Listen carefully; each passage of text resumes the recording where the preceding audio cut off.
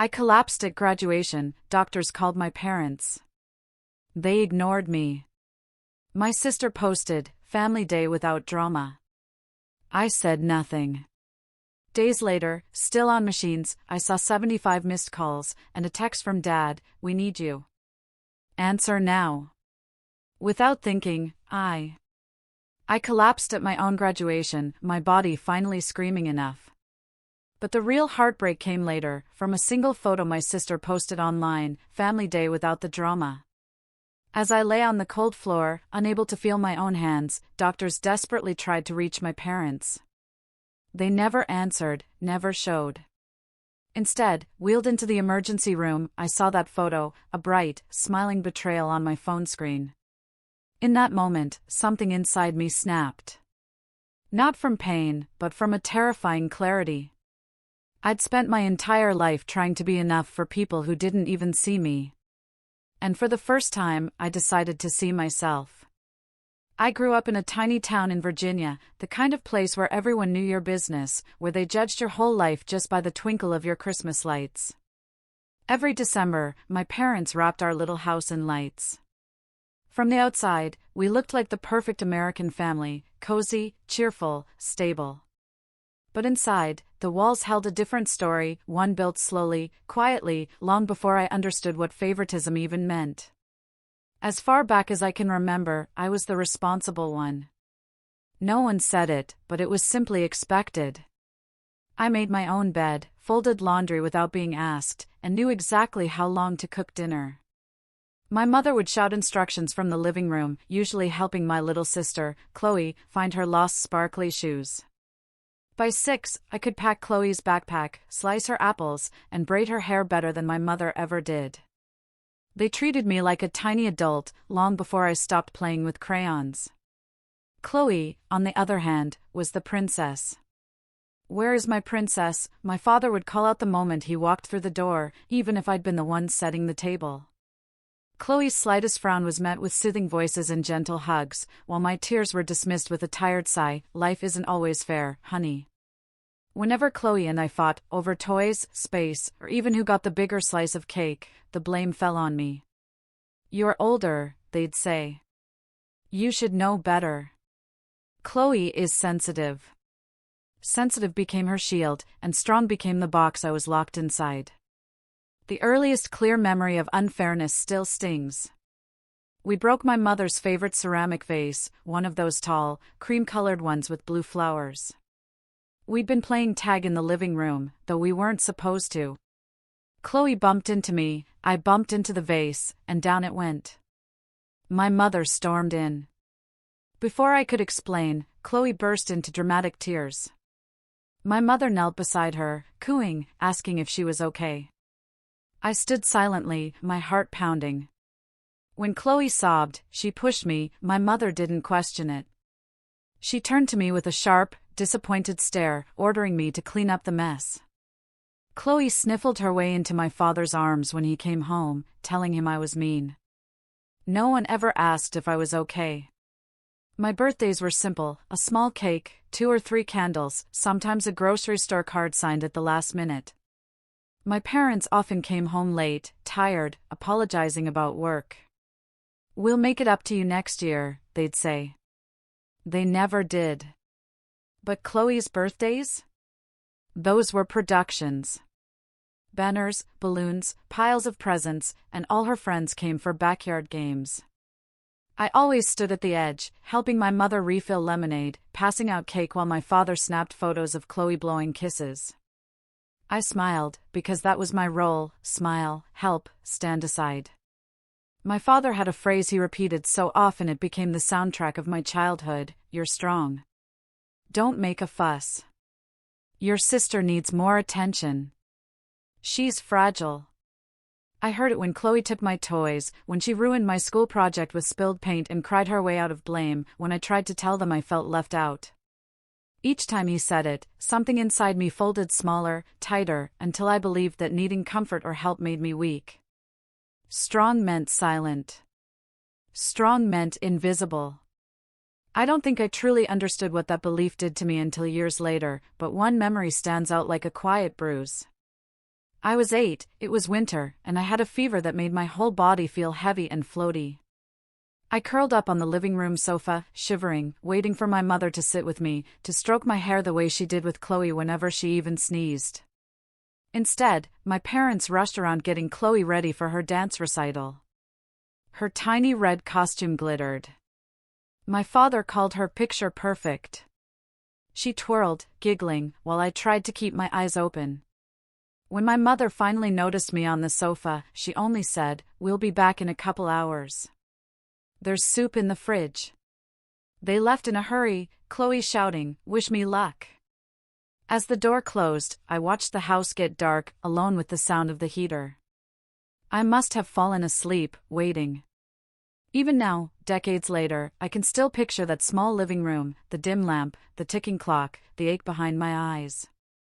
Maybe that was the first night I learned what my place in the family was. Maybe it was the first time my body understood that when I needed someone, no one was coming. Strength was just another word for enduring everything alone. And my body began practicing how to stay silent, how to keep going even when it was breaking, just like my heart would learn to do. By high school, the labels my parents had given us, me as the strong one, Chloe as the sensitive one, had settled into the foundation of our family like permanent ink. I hoped things would change, that my responsibility would finally be seen. So, I threw myself into school, studying late, volunteering at the library, working part-time. I dreamed quietly about a future where I could help people who felt as invisible as I often did. I imagined myself becoming someone who listened, someone who cared, someone who didn't walk past other people's pain the way my parents had walked past mine. That dream kept me steady. Chloe, on the other hand, seemed to transform overnight into the kind of teenager every parent claimed to fear but secretly excused. She spent more time at the mall, changed her hair color every 2 weeks, and drifted in and out of trouble. When she got caught vaping, my parents said she was going through a phase. When she cut class for a week to follow her older boyfriend, they grounded her for a day, but still let her go to a concert. Every misstep she made was brushed off with a shrug. Every small mistake I made felt like a mark against the perfect record I was expected to maintain. But the moment that carved itself deepest into me happened on a rainy Wednesday during junior year. Chloe borrowed the family car without permission, a tan Toyota Camry my father babied like a second child, and scraped the side of a parked vehicle. She came home shaking, babbling about getting expelled if the school found out. My mother had gone white, and my father paced, trying to contain the situation. Then, almost in unison, they turned to me. I remember the look on my father's face, desperate, stern, certain. "You need to tell the officer you were driving," he said. "Your sister can't afford this on her record. You're responsible. You can handle it." I wanted to scream, "Why is it always me?" But Chloe was sobbing so loudly I couldn't hear my own pulse anymore. And my mother kept rubbing her shoulders, saying, "We can't let this ruin her future." I don't know what ruined me more, their expectation, or the ease with which I finally nodded. So when the police officer came, notebook in hand, rain dripping from his hat, I lied. I told him it was me who had borrowed the car, me who misjudged the space, me who panicked. That lie became an official note in a report, a small but permanent bruise on my record. Meanwhile, Chloe stood behind the living room curtain, peeking out at the patrol car, untouched and clean, her future neatly protected behind the fragile curtain of being sensitive. I remember standing in the hallway after the officer left, feeling the cold tile under my feet and the heavy silence between the four of us. No one thanked me. No one asked if I was scared. My father simply clapped a hand on my shoulder and said, "That's why we can count on you." In that moment, something inside me cracked. Not loudly, not violently, just quietly enough for me to hear it. I wasn't a daughter, I was a shield, a solution, a tool. The loneliness that grew from moments like that seeped into parts of me I didn't have names for yet. I found myself lingering after school, staying in the library, where the quiet shelves and soft hum of fluorescent lights felt safer than home. One afternoon, while reshelving novels, Mr. Davis, the school counselor, stopped beside me. He had kind eyes, the kind that made you feel seen even when you weren't looking for attention. You've been spacing out lately, Olivia. Everything okay? He asked. Those words, simple and ordinary, felt like someone had opened a window in a room I'd forgotten was stifling. I hesitated, but something inside me finally spilled out. I told him about the vase, the birthdays, the car incident, the way I felt like a ghost in my own home. He listened without interrupting, without minimizing, without telling me to be strong. When I finished, he said softly, "You deserve a life where you're not carrying everyone else's weight." He was the first person to suggest I apply for colleges out of state. Denver, he said, had schools with excellent social work programs and abundant financial aid for students like you. The idea of leaving Virginia felt impossible at first, terrifying even. But it also felt like breathing for the first time in years. I filled out applications late at night when everyone else was asleep, typing silently in the dark, afraid my dreams would make too much noise. Weeks passed, then months, and one spring afternoon, an envelope arrived. I got a partial scholarship to a university in Denver. My heart raced, my hands shook. For the first time, the future felt like something I might be allowed to choose. When I told my parents, the reaction was immediate and crushing. "Denver?" my father repeated, as if I'd announced I was moving to another planet. "Why on earth would you go that far away?" My mother crossed her arms. "Who's going to help out around here? Your sister can't handle things on her own." They spoke as if the decision rested not on my ability or hard work, but on their needs, their convenience, their comfort. For the first time, I pushed back. My voice trembled, but it didn't break. "I can work part-time," I said. "I'll cover whatever the scholarship doesn't. I need to do this for me." They didn't applaud. They didn't hug me. They didn't even look proud. My father sighed, the heavy, dramatic kind meant to guilt me. "Fine," he muttered, "but don't forget, family comes first." That sentence felt like a chain being looped around my wrist. But I tucked away the hurt, packed my bags, and accepted the silence that followed. The day I left our little Virginia town, the sky was gray, and the air smelled like rain. I loaded my suitcases into a bus that would take me to a life I could barely imagine. Glancing once at the house with the maple tree out front and the windows my parents never looked out of for me, I told myself that if I worked hard enough, if I became successful enough, they would finally see me, finally choose me. As the bus pulled away, I whispered a quiet promise: if I become someone worth being proud of, maybe one day they'll love me the way I've always loved them. I didn't know then how wrong I was. Denver felt like another world when I first arrived, bigger, louder, faster than anything I had ever known. The air smelled like roasted coffee, damp brick, and ambition. It should have been overwhelming, but instead, I felt something I hadn't felt in years: possibility. For once, my future felt like it belonged to me. I threw myself into college the same way I had thrown myself into everything else, with quiet determination. My days started before sunrise. I worked the opening shift at a coffee shop, tying my apron in the dim light. I learned the rhythm of the espresso machine, the steady hiss of steamed milk. By 8:30, I was sprinting across campus to my morning lecture. Afternoons were spent in the library, where I had a student job reshelving books. It was quiet work, gentle work, exactly the kind of space I needed after years of living inside chaos I couldn't name. Sometimes, pushing carts, I'd imagine my younger self hiding between the shelves, tiny, tired, longing for quiet, finally finding it here. Evenings were for studying, nights for catching up, and weekends for picking up extra shifts. I lived on instant noodles, clearance bin vegetables, and coffee I made by accident at the shop. I didn't go to parties, buy new clothes, or explore the city. Everything I earned went into survival. Or at least, it was supposed to. It started small, just $50 here, $100 there. My mother called one night during midterms, sounding stressed. "Your father's hours got cut," she said. "We're short on the electric bill. Can you help out a little?" I wired her $100 the next morning. A week later, my father called about the water bill. It's just temporary, he said. You're always so responsible. He said it like a compliment, but I heard the chains tightening.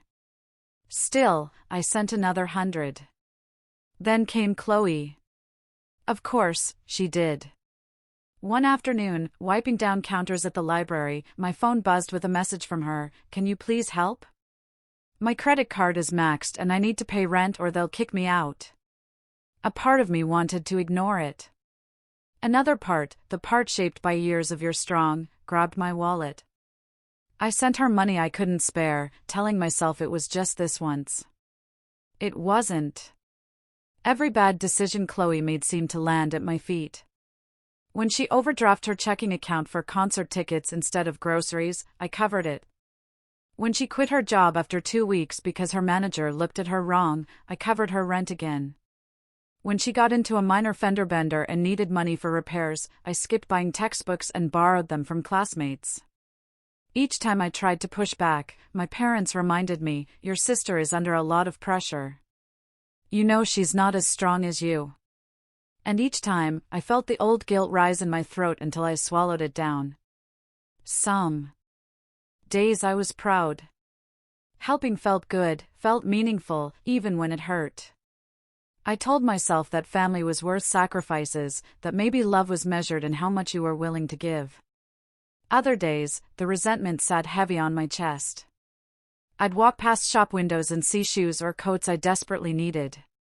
But the moment I reached for my wallet, I'd remember Chloe's messages and close my hand again.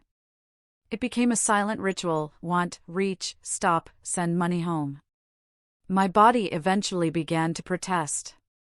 One afternoon during sophomore year, I stood up too quickly in a lecture hall and the room spun violently.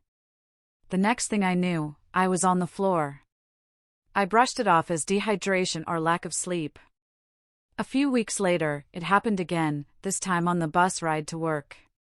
I apologized, convinced myself everything was fine. I didn't have time to be sick. People needed me.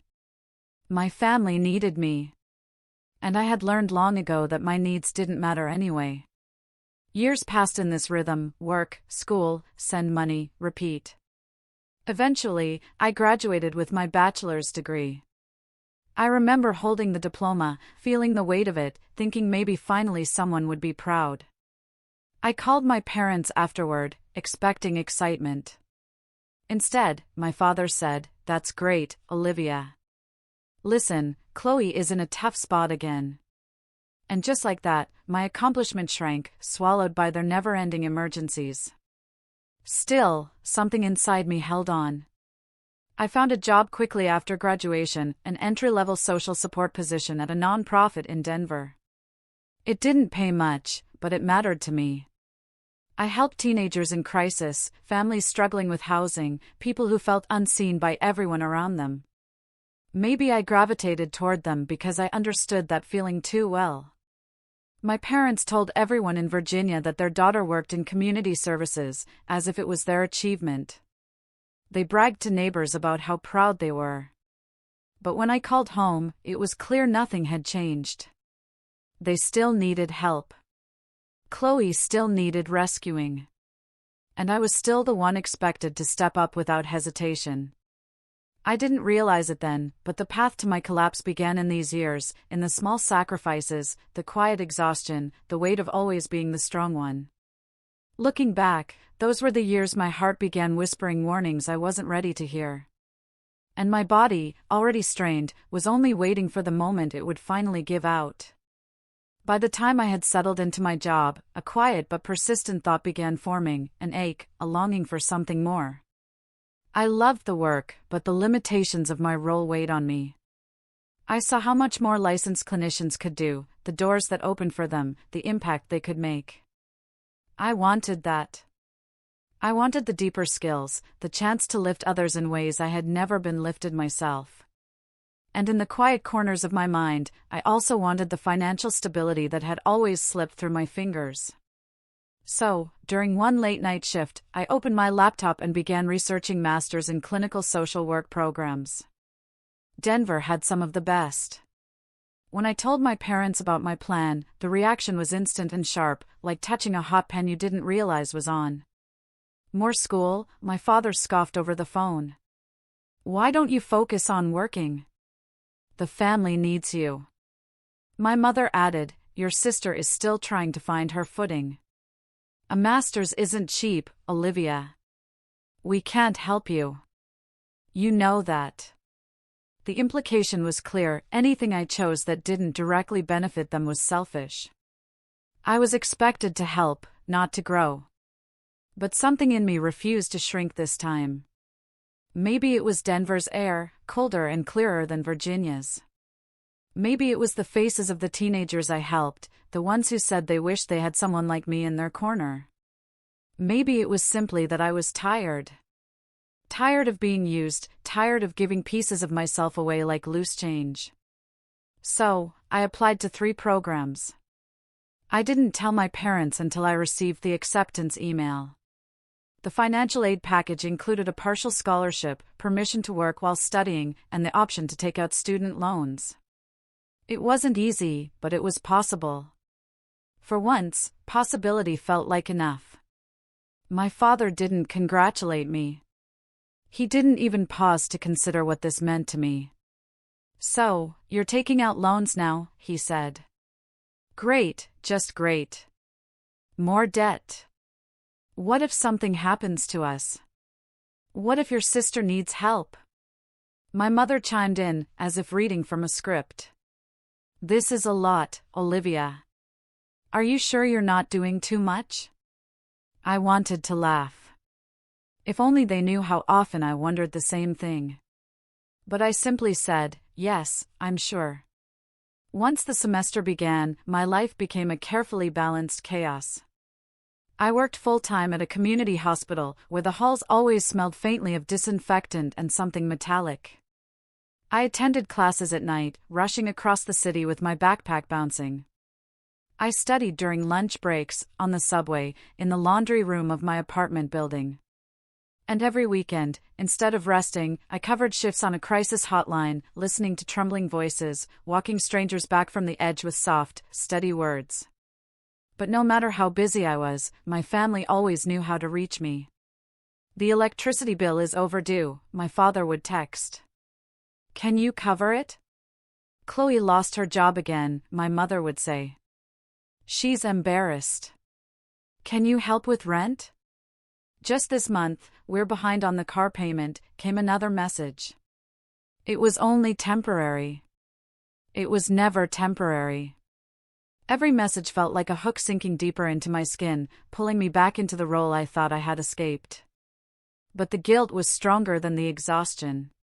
So I sent money, sometimes $100, sometimes $500, sometimes more than I could reasonably spare. I cut back on groceries. I stopped buying new shoes. I canceled every social plan because I couldn't afford to eat out. The irony of it all blurred into something almost painful.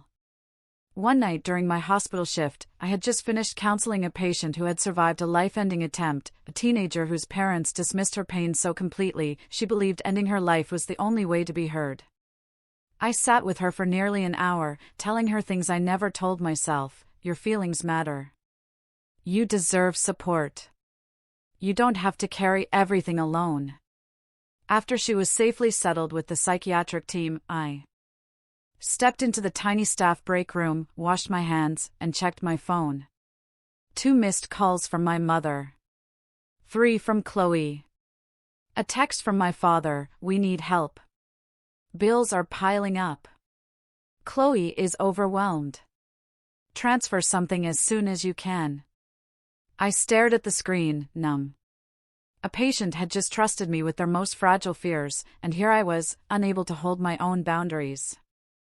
I transferred the money, standing under the flickering fluorescent lights, my ID badge still clipped crookedly to my shirt. As I watched the confirmation appear on my banking app, a bitter laugh rose in my throat. I spent my days teaching people how to build healthy boundaries, yet I didn't have a single one of my own. The first seed of awakening came during a late-night class on trauma-informed care. My professor, a woman with silver hair and an impossibly gentle voice, said, "If you give and give until you collapse, that isn't love. That's self-abandonment." The room went silent. Something inside me cracked. Not the way it had when I protected Chloe, not the way it had when my parents dismissed my dreams, but deeper, more dangerous. The words echoed long after I walked out of the classroom and into the cold night air. Self-abandonment. I had never heard a phrase that described my life so perfectly. It haunted me. It followed me. But it didn't stop me. Not yet. I wasn't ready to let go. Not of them, not of the guilt, not of the version of love I had been trained to believe in since childhood. It would take something bigger to break me open. Something catastrophic.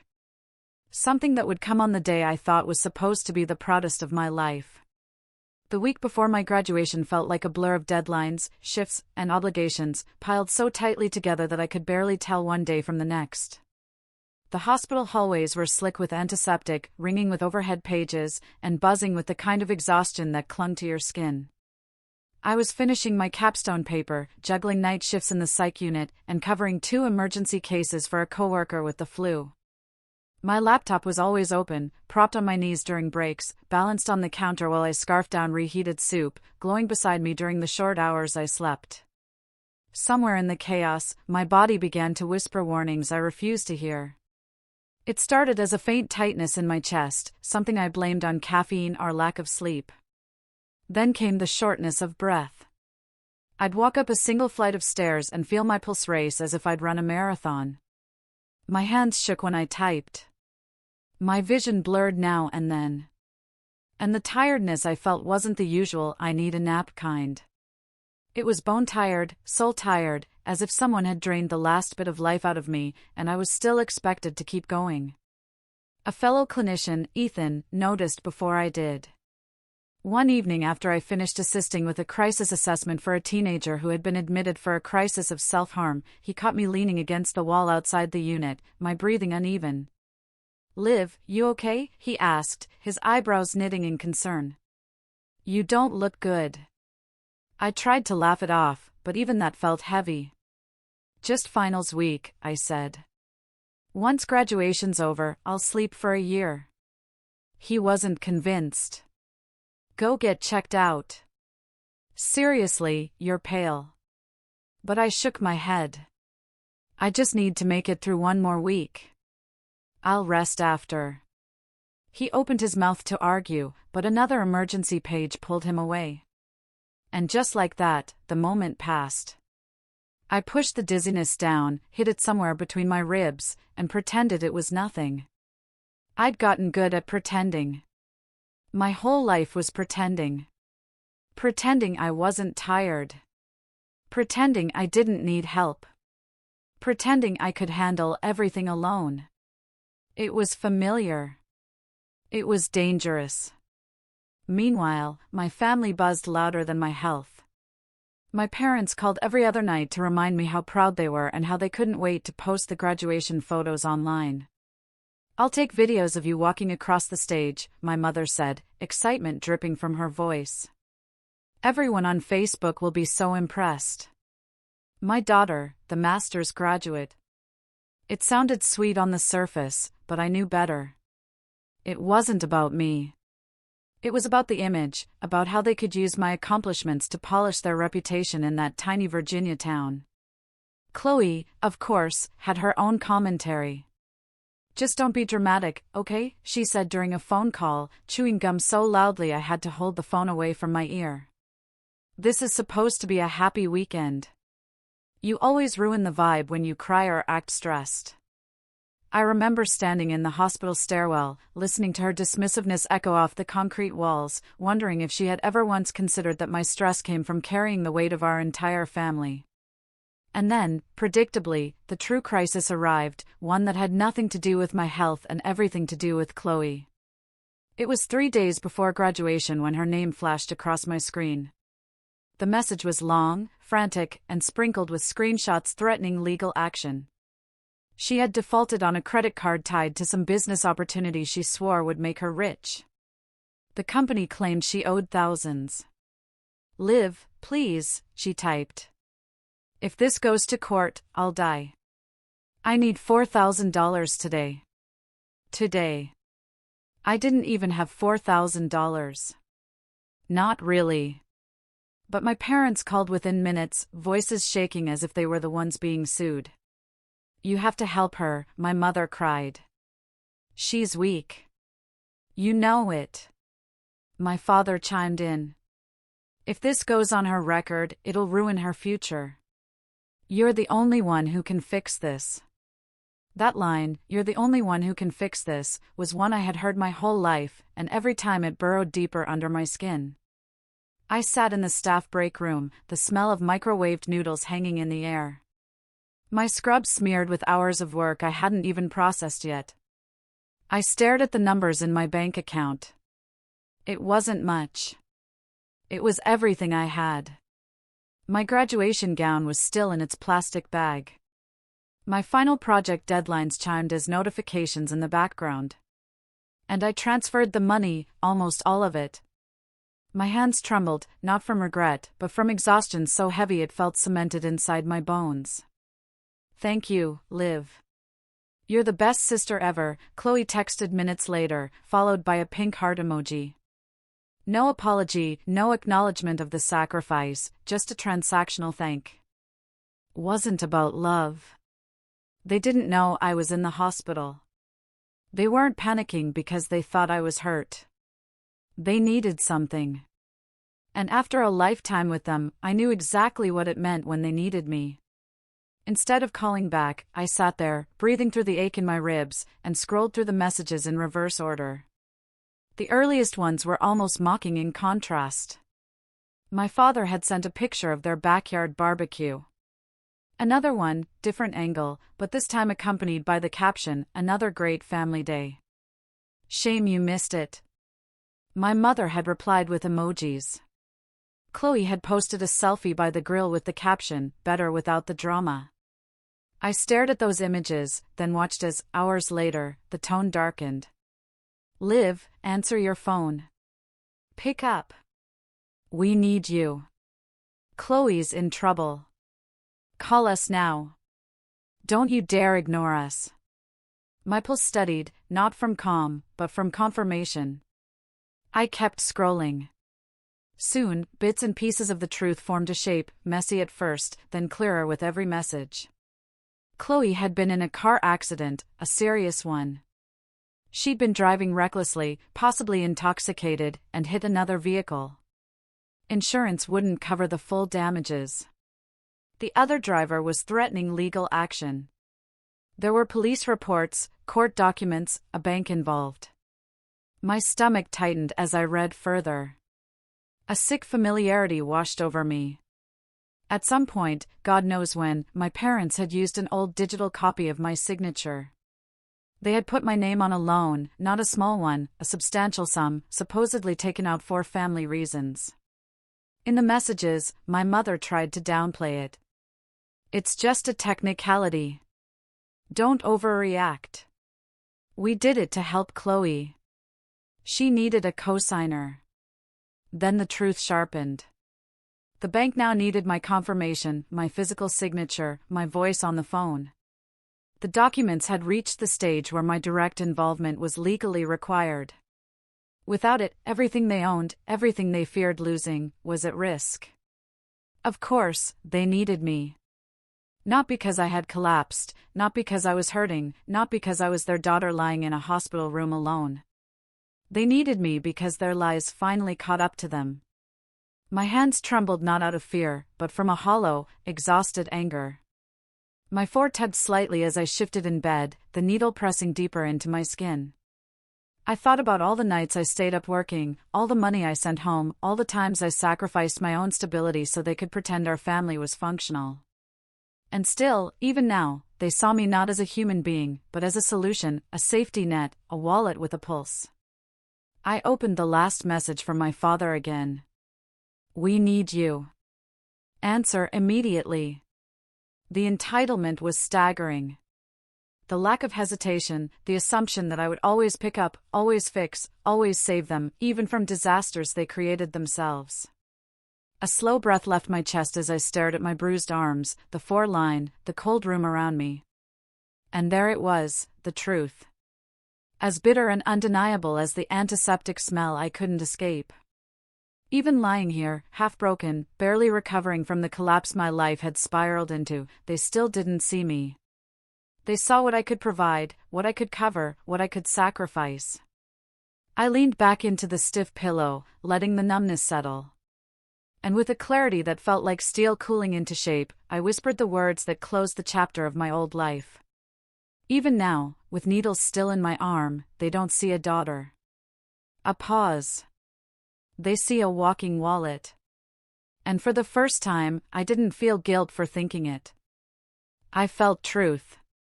The morning after the storm of missed calls, the hospital room felt colder than usual.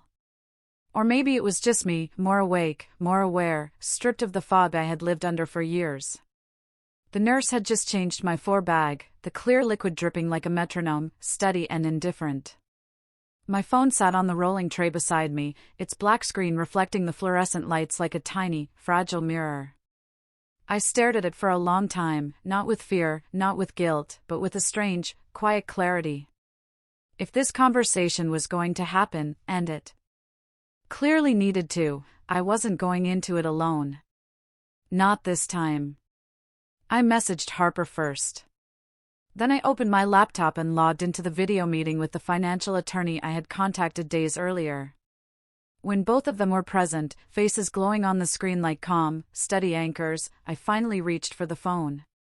My fingers hovered for only a second before I pressed call, then switched to speaker.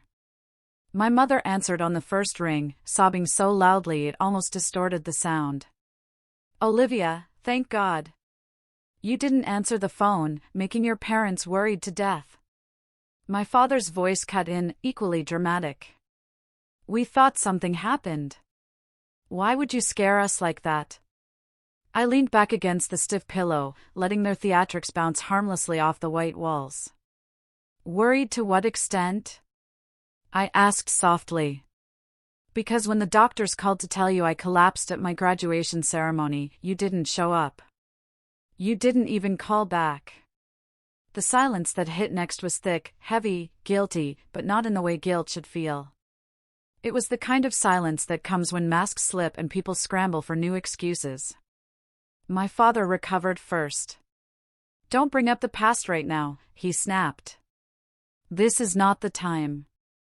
Your sister is in trouble." My mother added quickly, "Family needs to stand together. Family doesn't abandon each other. Your sister is in crisis. You're the most successful one. If you don't help, then who will?" There it was. The script I had known by heart since childhood. My achievements only mattered when they could be used. My stability only mattered when it could be drained. My worth only existed in what I could provide.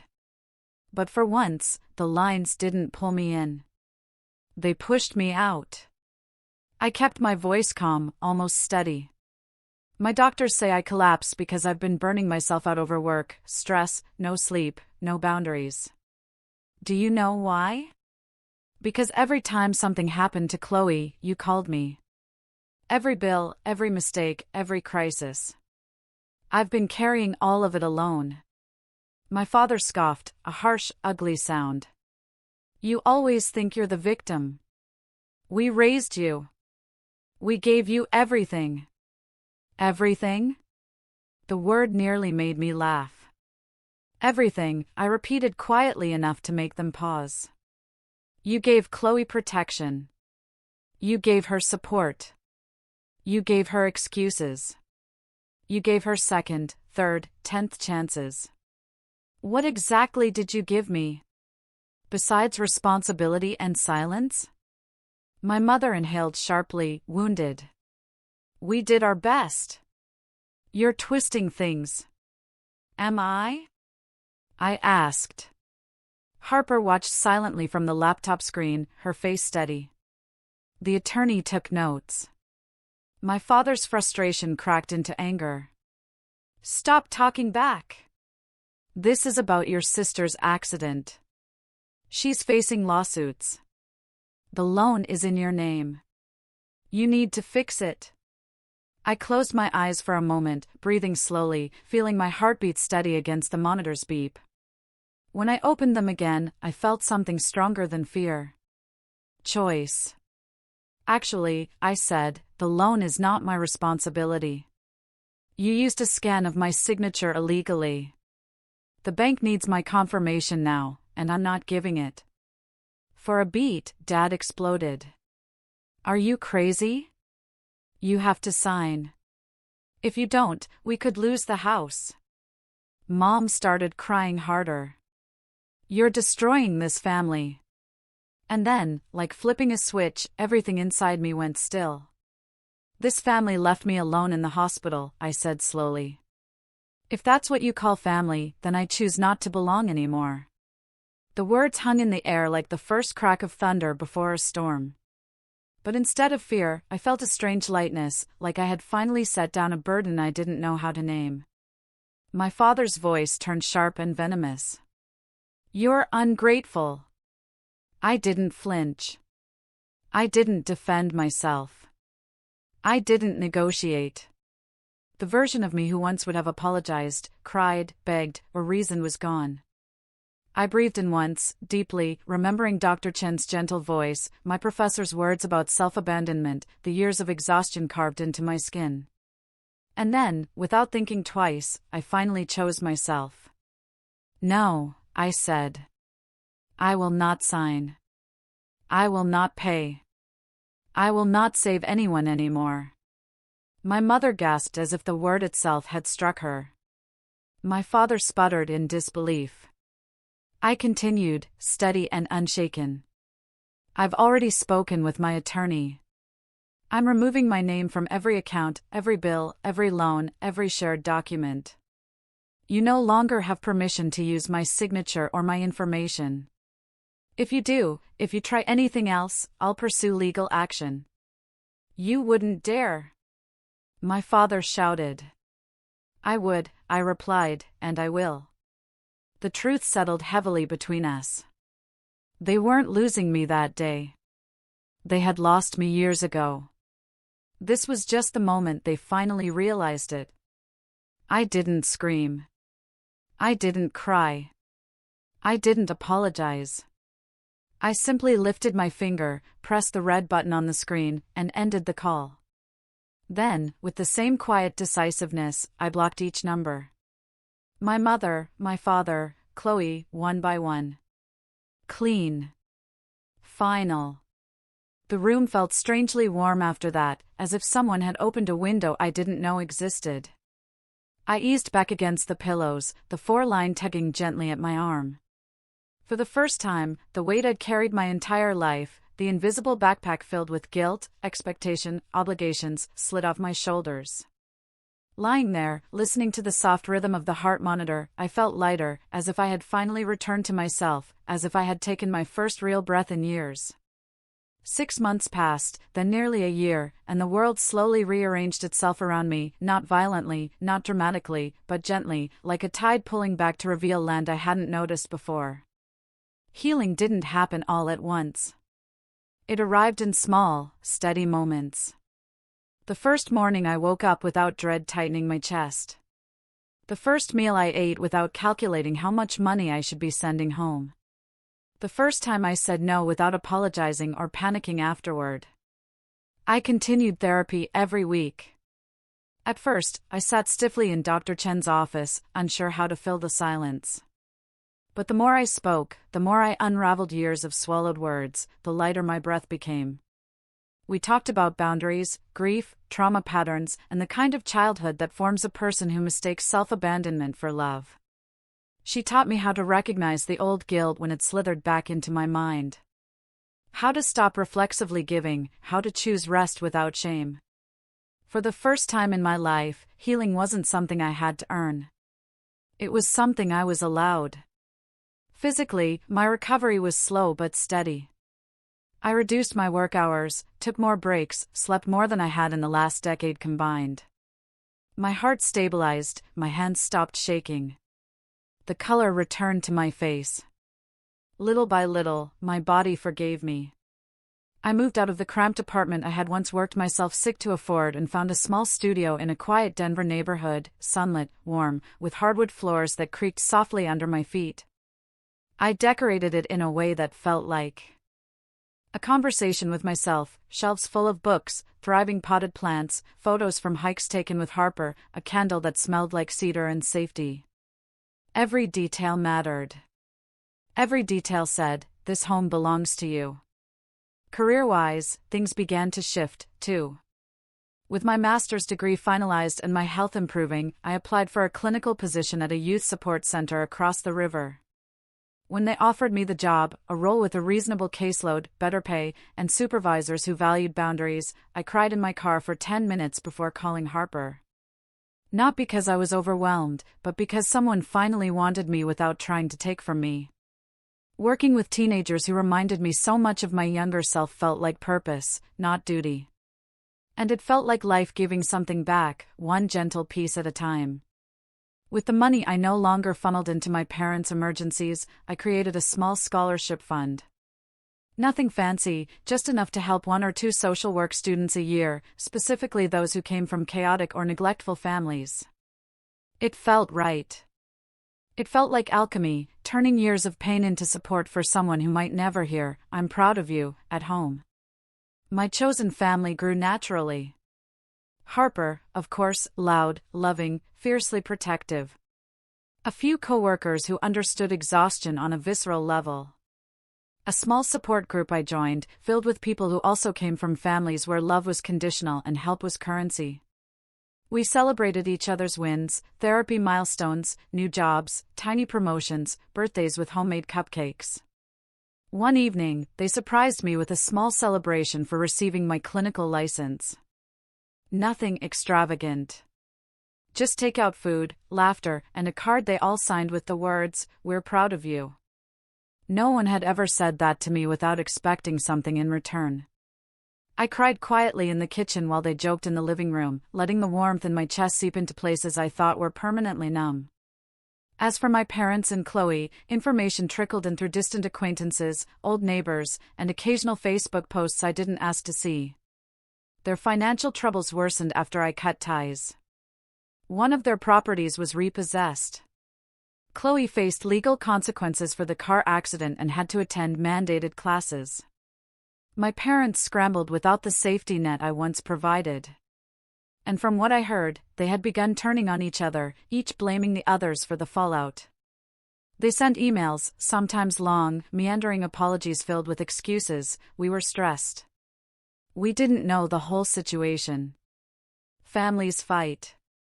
You misunderstood. Not once did they say, "We hurt you." Not once did they say, "We're sorry."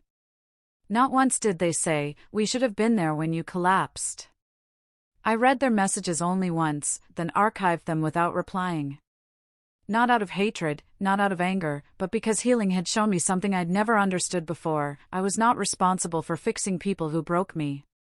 One evening in early spring, the air still crisp but the trees just beginning to bud, I returned to my university for the first time since my own collapsed graduation. A new cohort of master's students was walking the stage, gowns fluttering in the wind, tassels swinging with each step. I sat in the back row of the crowd, anonymous among cheering families and friends. Instead of pain, I felt a soft nostalgia settle over me. The keynote speaker, a graduate from their class, stepped up to the podium and began talking about boundaries, self-worth, and the courage to walk away from people who use love as leverage. Her voice rang through the courtyard, steady and bright. "Sometimes," she said, "choosing yourself means losing a family you never truly had." The words sank into me like warm sunlight. I placed a hand on my chest, feeling the calm, even rhythm of my heartbeat, strong, steady, mine. I realized then that I wasn't sad anymore, not angry, not grieving, just free. As the applause rose around me, I whispered the truth I had carried through the hardest months of my life, words that finally felt like closure instead of confession. On the day I collapsed on that stage, doctors called my parents. They never came. When I woke up in the hospital, my sister posted a photo, family day without the drama. Days later, still weak and covered in wires, I saw 75 missed calls and a message, "We need you." Answer immediately. Without thinking twice, I did what I should have done long ago. I didn't answer as the obedient daughter they expected. I answered as the woman I had finally become. That year, I lost a family. But that year, I found myself. And as the wind rustled through the graduation banners overhead, I knew I would never go back to who I was before. Not ever again. What would you have done if your family had used your name on a loan without your permission?